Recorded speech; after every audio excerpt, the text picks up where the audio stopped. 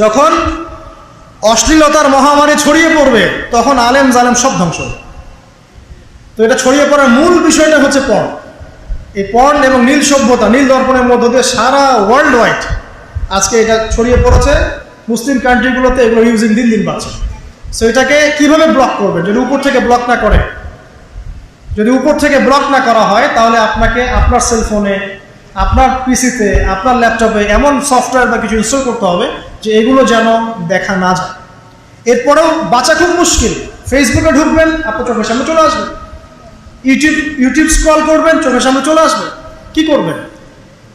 এই জন্য আজকে একজন বুজুর্গ আলেম, যার পিছনে আমরা জুমার নামাজ পড়েছি, আমাদের দেলোয়ার হোসেন হুজুর আকবর কমপ্লেক্সে, উনি বলছিলেন একজনকে যে স্মার্টফোন থাকলে ভেঙে ফেলতে হবে, তাছাড়া তুমি বাঁচতে পারবে না। একজন প্রশ্ন করেছে চোখের হেফাজত কেমন করে করবো, তিনি বলছেন স্মার্টফোন ভেঙে ফেলতে হবে। এটাও তো পসিবল হচ্ছে না, সবাই তো করতে পারছে না, অনেকের প্রয়োজন আছে। সেক্ষেত্রে ফাত্তাকুল্লাহ মাস্তাতাতুম, তোমরা সাধ্যমতো আল্লাহকে ভয় করতে। আর যখন আপনি দিনী পরিবেশে থাকবেন, নামাজ পড়বেন, কোরআন তেলাওয়াত করবেন, বেশি বেশি আল্লাহ জিকির করবেন, আল্লাহর প্রতি দাওয়াতি কাজ করবেন, হ্যাঁ, দিনী মানুষের সংস্পর্শে থাকবেন। তারপরে আপনি বিয়ে করেছেন, বাসায় স্ত্রী আছে, লজ্জাস্থান হেফাজত করার জায়গা আছে, ঠিক আছে, আপনার পবিত্র জায়গা আছে, এবং আপনি তার সাথে হ্যাপি, আপনার মনের মতো একজন স্ত্রী আপনি পেয়েছেন, তখন কিন্তু দেখবেন এই বিষয়গুলো থেকে আপনি খুব সহজেই বের হয়ে আসতে পারছেন। তো যাই হোক, পর্ন সাইটগুলো থেকে আমাদের বেঁচে থাকা আবশ্যক। আর অল কাইন্ডস অফ ড্রাগস, যত রকম ড্রাগস আছে, এই ড্রাগসগুলো থেকে আমাদেরকে বেঁচে থাকতে হবে। ড্রাগস মানে বোঝাচ্ছি মাদক। এটাও এই পর্নোগ্রাফি, রেপ, সমকামিতা, এগুলোর পিছনে ড্রাগসের একটা বড় ভূমিকা আছে, ঠিক আছে। আর সবাই যার যার ধর্মের প্রতি অনুগত থাকতে হবে। দেখেন, আমি বললাম হিন্দু ধর্মে পর্দার কথা আছে, খ্রিস্টান ধর্মে পর্দার কথা আছে। তারা যে জিসাস ক্রাইস্ট বলে, তারা যে জিসাস ক্রাইস্টের কথা বলে না, ওই যে মারিয়াম আলাইহিস সালামের কোলে দেখায় যে বাচ্চা, ওদের চার্চে দেখেন না, দেখেছেন না ছবিটা? যদিও এই ছবির কোনো ভিত্তি নাই, তারপরেও দেখবেন যে ওখানে মাদার মেরির গায়ে যে পোশাকটা আছে, এটা শালীন পোশাক। খেয়াল করেছেন? তার গায়ে কিন্তু শালীন পোশাক আছে, কিন্তু ওই সভ্যতা কিন্তু এই পোশাক পরছে না, কারণ ওই সভ্যতায় পর্নোগ্রাফি ছড়িয়ে দিচ্ছে। তাহলে ধর্মের সাথে কিন্তু এদের কোনো সম্পর্ক নাই। আদতে এই শ্রেণীর মানুষের সাথে ধর্মের কোনো সম্পর্ক না। তারা মুসলিম না, হিন্দু না, খ্রিস্টান না, বৌদ্ধ, এরা কিছুই নেই। এরা আসলে ওই যে শয়তান, ইউয়ারি সাওয়াতিকুম ওয়ারিশা, ওই আয়াতের পরে বললাম ইউবদিহুমা মা উরিয়া আনহুমা সাওয়াতিহিমা, ওই যে তোমাদের লজ্জাস্থান উন্মুক্ত করে ফেললো, এর সাথে এরা জড়িত, ওই শয়তানের সাথে এরা জড়িত। সবাই আমরা যে যার ধর্ম পালন করি, কোনো সমস্যা নাই। যার যার ধর্মের প্রতি আমরা অনুগত থাকি, ইনশাল্লাহ দেখবেন সব ধর্মের মূলনীতির মধ্যে মিল আছে। মূলনীতির মধ্যে মিল থাকলে ইনশাল্লাহ আমরা সাম্যের সমাজ করতে পারবো ইনশাআল্লাহ। আর যত রকম অপসংস্কৃতি আছে এগুলোকে না বলতে হবে, এবং পরকালীন চেতনাকে জাগ্রত করতে হবে যে আল্লাহ পাক আমার প্রত্যেকটা কাজ অবজার্ভ করছেন, নোট করছেন, প্রতিটা কাজের জন্য আমাকে আল্লাহর সামনে জবাবদিহি করতে হবে। এই সেন্স আমাদের থাকলে ইনশাআল্লাহ তাআলা আমরা পাপগুলো থেকে বেঁচে থাকতে পারবো। আর সর্বশেষ কথা হচ্ছে যে আমরা সবসময় মনে রাখার চেষ্টা করব, অলওয়েজ আমরা একটা কথা মনে রাখার চেষ্টা করব যে আমাদের সম্মানিত পিতা এবং মাতাকে শয়তান তাদের গায়ের কাপড় খুলে ফেলেছিল। এই একটা কথা যদি আমরা মনে রাখতে পারি আজকে, যে আমাদের পিতা এবং মাতার গা থেকে কাপড় খুলে ফেলেছিল শয়তান, আমি সেটা হতে দেব না, বা আমি আদমের সন্তান হয়ে সেই পথে পা বাড়াবো না, আমার পরিবারকে বাড়াতে দেব না, আমার সন্তানকে সে আদর্শে গড়বো না। ইনশাআল্লাহ তাআলা আল্লাহর নুসরা, সাহায্য আপনার সাথে থাকবে। শয়তান এবং তার অনুসারীরা আপনার কোনো ক্ষতি করতে পারবেন ইনশাআল্লাহ তাআলা। নবী সাল্লাল্লাহু আলাইহি ওয়াসাল্লাম শেকড়টা উপরে ফেলার পরেও কিন্তু কিছু ভবিষ্যৎবাণী করে গেলেন। এই জায়গা থেকে শেষ করছি। নবী সাল্লাল্লাহু আলাইহি ওয়াসাল্লাম সোনালী সমাজ প্রতিষ্ঠা করার পরেও কিন্তু কিছু ভবিষ্যৎবাণী করে গেলেন। এক, আমার উম্মতের মধ্যে সমকামিতা ছড়িয়ে পড়বে। কখন? শেষ জামানায়। আমার উম্মতের মধ্যে মূর্তি পূজাও শুরু হবে, এটাও এসেছে হাদিসে। ততক্ষণ পর্যন্ত কিয়ামত হবে না যতক্ষণ আমার উম্মত মূর্তি পূজা করবে না। এমন এসেছে এলেম জ্ঞান উঠে যাবে, জাহেলিয়াত বর্ষিত হবে, জেনাকে মানুষ হালাল মনে করবে, জেনাকে মানুষ হালাল মনে করবে। এখন আপনি মিলাতে পারবেন যে ঘটনা কেন এমন হলো, ওইরকম থেকে এমন কেন হলো এখন মেলাতে পারবেন। নবীজি ভবিষ্যৎবাণী করেছেন জেনাকে এই উম্মতে একটা অংশ হালাল মনে করবে। মাদককে এই উম্মতের একটা অংশ হালাল মনে করবে, এই উম্মতের মধ্যে সমকামিতা ছড়িয়ে পড়বে, এই উম্মতের মধ্যে অশ্লীলতা বাড়বে কখন? যখন এমন এক শ্রেণীর মেয়ে আত্মপ্রকাশ পাবে, আত্মপ্রকাশ ঘটবে তাদের, যাদেরকে আমি দেখিনি। নবীজি বলছেন লাম আরাহুমা, আমি ওদেরকে দেখি নাই। দুই শ্রেণীকে আমি দেখি নাই, তার মধ্যে এক শ্রেণী হচ্ছে নিসাউন ক্যাসিয়াতুন আরিয়াত, এমন এক শ্রেণীর মহিলা যারা কাপড় পরেও বাইরে নগ্ন হয়ে ঘুরে। মুমিলাত মাইলাত, মানে নিজেও সিডিউস হবে, অন্যকেও সিডিউস করবে। শব্দটা এই আর কি। এই শব্দ 1450 বছর আগে নবীজি বলে গেছে যে দুই শ্রেণীর মানুষকে আমি দেখি নাই। লাম আরাহুমা, আমি দেখিনি মানে ওই যুগে এরকম গেট আপে কোনো মেয়ে চলতো না, সিম্পল, তাই তো? ওই যুগে যদি ওই রকম গেট আপে কেউ চলতো, নবীজিকে বলতেন আমি দেখি নাই? নবীজি বলছেন আমি দেখি নাই। কোন কোন মেয়েদেরকে দেখেন নাই? এক শ্রেণী যারা নিসাউন, মহিলা, ক্যাসিয়াত, কাপড় পরে আছে, আরিয়াত, তারপরেও নগ্ন। ব্যাখ্যা করতে হবে। তার মানে কাপড় পরেও নগ্ন শ্রেণীর মেয়েরা নবীর যুগে ছিল না, সিম্পল। এটা কোন যুগে দেখা যায়? এখন দেখা যায়, এই লাস্ট 100-150 বছরে দেখা যায়। 100-150 বছর আগেও দেখতে পারবেন না। আপনি 100 বছর আগে ঘেটে দেখেন, পারবেন না দেখতে। এই যে ব্রিটিশ পিরিয়ডও দেখেন, ব্রিটেনরা যখন শাসন করেছে না সারা ওয়ার্ল্ডে, তখনও আমাদের নানি দাদির দাদি ওদের গেট আপ দেখেন, তাদের গেট আপ কিরকম ছিল? ছিল না। তারা কিন্তু বলে নাই 1000 বছর থেকে আমরা পড়ছি, এগুলো বলেছিল? আচ্ছা, তো নবীজি বলছেন মুমিলাত মাইলাত, এরা নিজেরা আকৃষ্ট হয় এবং আকৃষ্ট করে। আপনি কি জানেন সিডিউসের অর্থ কি? এটা সম্পূর্ণ অপপ্রয়োগ হয়েছে। অনলাইনের যুগ, মানুষ মানে হুজুকে মাতাল। অক্সফোর্ড আর কেমব্রিজ ডিকশনারি ঘাটেন, অক্সফোর্ড আর কেমব্রিজ ডিকশনারি ঘেটে সিডিউস শব্দ লিখে সার্চ দেন, দেখবেন ওখানে লেখা আছে যে seduce is a kind of sexual activities where you are enticing someone in a relationship with you, illegal sexual relationship with you, মানে you are enticing someone in a illegal sexual relationship with you, মানে seduce হচ্ছে এমন জিনিস যে আপনি কাউকে আপনার দিকে অবৈধ সেক্সুয়াল সম্পর্ক করার জন্য আকৃষ্ট করছেন। তাহলে আকৃষ্ট যে করে সে অপরাধী, না যাকে করা হচ্ছে সে অপরাধী? খুঁজেন, গুগলে গিয়ে সার্চ দেন, seduces is a kind of sexual activities যেখানে আপনি you are enticing someone in a illegal sexual relationship with you, যার আপনার থেকে কম এক্সপিরিয়েন্স আছে। পড়ে দেখেন, কেমব্রিজের মধ্যে লেখা আছে যে এমন একজনকে আপনি আপনার দিকে সেক্সুয়ালি প্রলুব্ধ করছেন, ইন্টাইস করছেন, যার আপনার বিষয় সম্পর্কে জ্ঞান কম, আপনার সাথে সেক্সুয়াল বিষয় সম্পর্কে তার জ্ঞান কম, আপনার জ্ঞান বেশি। আপনি তাকে প্রলুব্ধ করছেন আপনার দিকে সেক্সুয়ালি অবৈধ সম্পর্ক করার জন্য। এটাই হচ্ছে মুমিলাত মাইলাত। হাদিসের শব্দের সাথে মিল আছে। তো এখানে যে আকৃষ্ট করছে সে অপরাধী, না যে আকৃষ্ট হচ্ছে সে অপরাধী? তাহলে নিঃসন্দেহে যে আকৃষ্ট করছে সে অপরাধী। আর তার অপরাধের কারণটা এখানে কি? তার পোশাক এবং তার দেহের প্রদর্শনী নয়, নাকি অন্য কিছু? নিঃসন্দেহে এটা। এবং এটা ভালো পোশাক পরেও মানুষ অন্য কাউকে আকৃষ্ট করতে পারে। ভালো পোশাক পরে আছেন কিন্তু কথার মাধ্যমে আকৃষ্ট করতে পারেন, ফোনের কলসের মাধ্যমে আকৃষ্ট করতে পারেন, ডেটিংয়ের মাধ্যমে আকৃষ্ট করতে পারেন, অন্যভাবেও করতে পারেন। এখানে শুধু পোশাকটাই মূল ইস্যু নয়, এখানে আরও অনেক ব্যাপার আছে।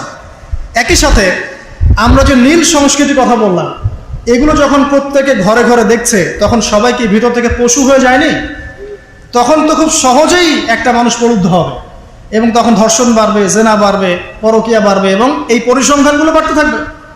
এখানে সলিউশন কে দিবে?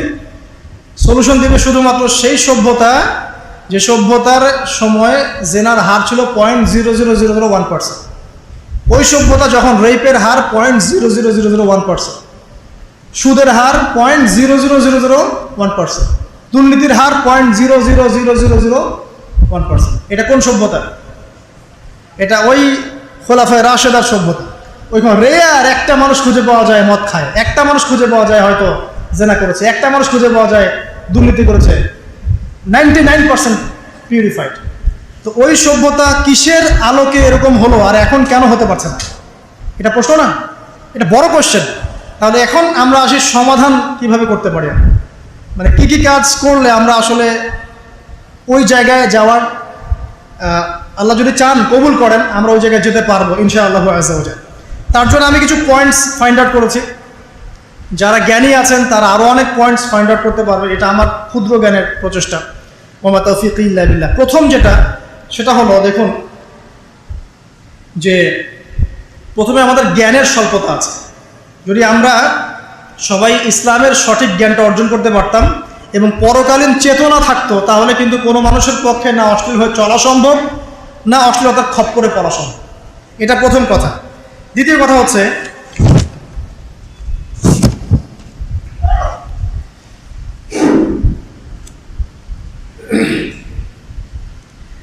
জ্ঞানের সাথে আমাদের আমলের ধারাবাহিকতা লাগবে।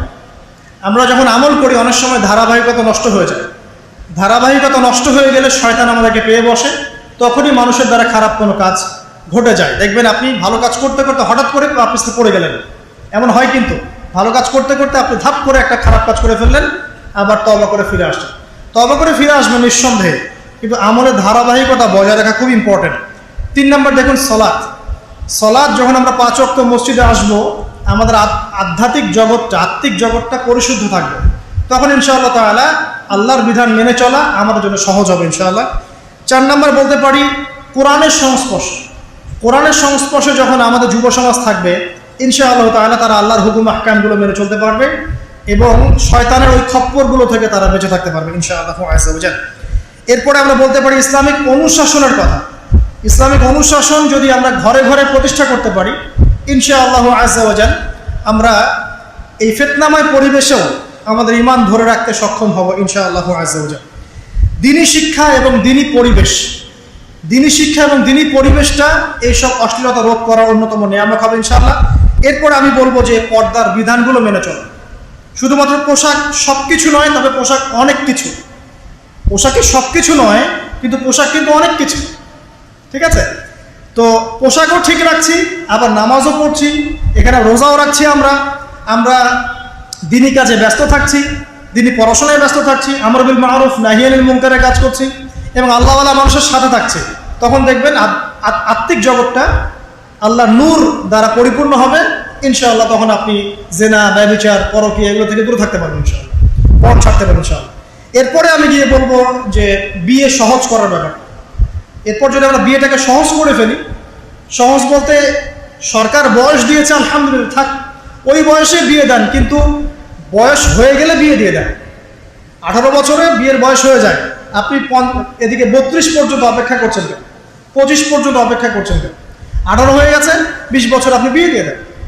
যত দ্রুত আপনি যত সহজ করবেন বিয়েটাকে, তারা কিন্তু তাদের এই যে তারুণ্যের যে উন্মাদনা বলে একটা, তারুণ্যের উন্মাদনা, এখান থেকে তারা বেঁচে থাকতে পারবে এবং পাপিস্তানো থেকে তারা ইনশাআল্লাহ তাআলা সঠিক পথে থাকবে এবং তার পুরো ম্যারিড লাইফটাই কিন্তু ইবাদত হিসেবে গণ্য হবে। এখানে আমার ছেলে হোক বা আমার মেয়ে হোক, তার জন্য বিয়েটাকে সহজ করা উচিত।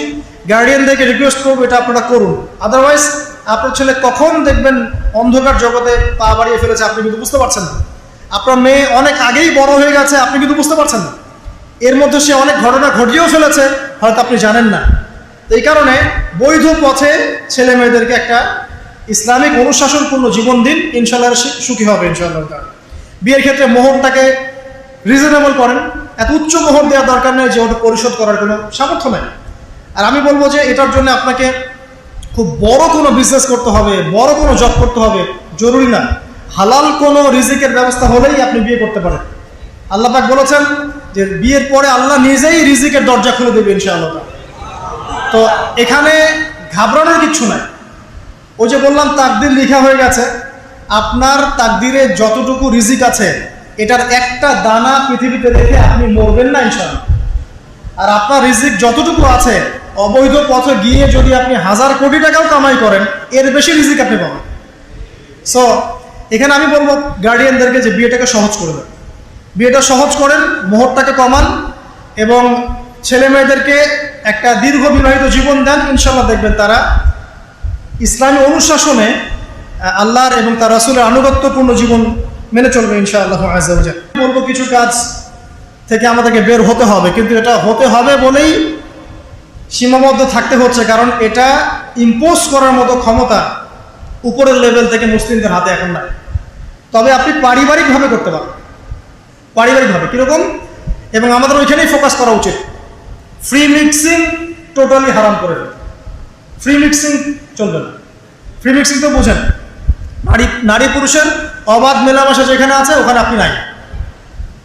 যদি এমন স্কুল পান যেখানে বয়েজ স্কুল, সেখানে দিয়ে দেন ছেলেকে। এমন স্কুল শুধু মেয়েদের স্কুল, সেখানে মেয়েকে দেন। কলেজ শুধু ছেলেদের কলেজ, ওখানে ছেলেকে দেন। শুধু মেয়েদের কলেজ, ওখানে দেন। এটা কিন্তু একমাত্র সলিউশন না, অনেক সলিউশনের একটা সলিউশন বলছে। ওখানে দেওয়ার পরেও ছেলে বিগড়াতে পারে, বেলাইনে যেতে পারে। এখানকার মেয়ে স্কুলের মেয়ে ছেলে স্কুলের ছেলের সাথে প্রেম করতে পারে। কিন্তু অনেকগুলো সলিউশনের একটা সলিউশন হতে পারে যে ফ্রি মিক্সিং থেকে রোধ করে, ফ্যামিলি থেকে রোধ করে। তারপরে যত প্রকার পর্ন সাইট আছে সব পর্ন সাইটকে ব্লক করতে হবে। এবং সারা ওয়ার্ল্ডে যত ধর্ষণের হার বাড়ছে, পরকীয়া জেনার হার বাড়ছে, এগুলোর মূল কারণ হচ্ছে পর্ন। এটা কিন্তু মূল কারণ, যে পোশাক খুলে ফেলার সংস্কৃতি, নীল দর্পণ, এটা কিন্তু এই পর্নোগ্রাফির সভ্যতা থেকে এসেছে। ওই সভ্যতা তো পচে গেছেই, ওর তো আর ইজ্জত সম্মানে কিছু বাকি নাই। মুসলিমদের যতটুকু বাকি আছে এটা ধরে রাখার জন্যে পর্ন সাইটগুলোকে বন্ধ করা খুব জরুরি। যদি এটা না করতে পারি, আলেম জালেম সবাই ধ্বংস হয়ে যাবে। দলিল জাইনাব বিনতে জাহাশ রাদিয়াল্লাহু আনহা, তিনি বলছেন, ইয়া রাসূলুল্লাহ আনুহলিকু ওয়া ফিনা সালিহুন, আমাদের মধ্যে সৎ মানুষ থাকা সত্ত্বেও কি আমরা ধ্বংস হয়ে যাব? নবীজি বলছেন, ওয়াইলুল লিল আরব মিন শাররি ক্বাদ ইখতারাব। একটা হাদিস আছে না, যে আরবদের জন্য ধ্বংস, কি ভয়ঙ্কর বিপদ নেমে আসলো। তখন জাইনাব বিনতে জাহাশ রাদিয়াল্লাহু আনহা তিনি বলছেন, আনুহলিকু ওয়া ফিনা সালিহুন ইয়া রাসূলুল্লাহ, যখন আমাদের মধ্যে সৎ মানুষ থাকবে, আলেম বুজুর্গ পীর এরকম মানুষও থাকবে, তখনও কি আমরা ধ্বংস হয়ে যাব? তখন নবী সাল্লাল্লাহু আলাইহি ওয়াসাল্লাম বলছেন, নাম, হ্যাঁ ধ্বংস হবে। ইযা কাসরাতুল খাবাথ, যখন অশ্লীলতা চলে। আল্লাহ পাক আমাদের সবাইকে আজকের এই সংক্ষিপ্ত আলোচনা থেকে শালীনতা, পর্দা এবং এর বিরোধী শয়তানি শক্তির প্রভাব সম্পর্কে সচেতন থাকার তৌফিক আল্লাহ পাক আমাদের দান করুন। আমরা দোয়া করি আল্লাহ পাক আমাদের সবাইকে কোরআনের জ্ঞানে জ্ঞানী করুন এবং 5 ওয়াক্ত নামাজ জামাতে পড়ার তৌফিক দান করুন। আল্লাহ পাক আমাদের সবাইকে কোরআনওয়ালা বানিয়ে দিন, নবীর সুন্নতের পাবন বানিয়ে দিন। আমরা দোয়া করি আল্লাহ পাক আমাদের পরিবারের সবাইকে দ্বীনের জ্ঞানে জ্ঞানী করুন। আমাদের মা বোনদেরকে খাস পর্দায় থাকার তৌফিক দান করুন, ছেলেদেরকেও পর্দা করার তৌফিক দান করুন। আল্লাহ পাক আমাদেরকে যাবতীয় অপসংস্কৃতি, পর্নোগ্রাফি, মাদক, জিনা, ব্যভিচার, পরকীয়া থেকে আল্লাহ পাক হেফাজত করুন। অশ্লীলতার যে মহামারী চলছে, এই মহামারী থেকে আল্লাহ পাক আমাদেরকে বাঁচান, আল্লাহুম্মা। এবং জিন শয়তানের সহযোগী হয়ে যে মানুষ শয়তানরা আজকে আমাদের গা থেকে কাপড় খুলে ফেলার চেষ্টা করছে, এদের অপতৎপরতা থেকে আল্লাহ পাক আমাদেরকে হেফাজত করুন, আমিন।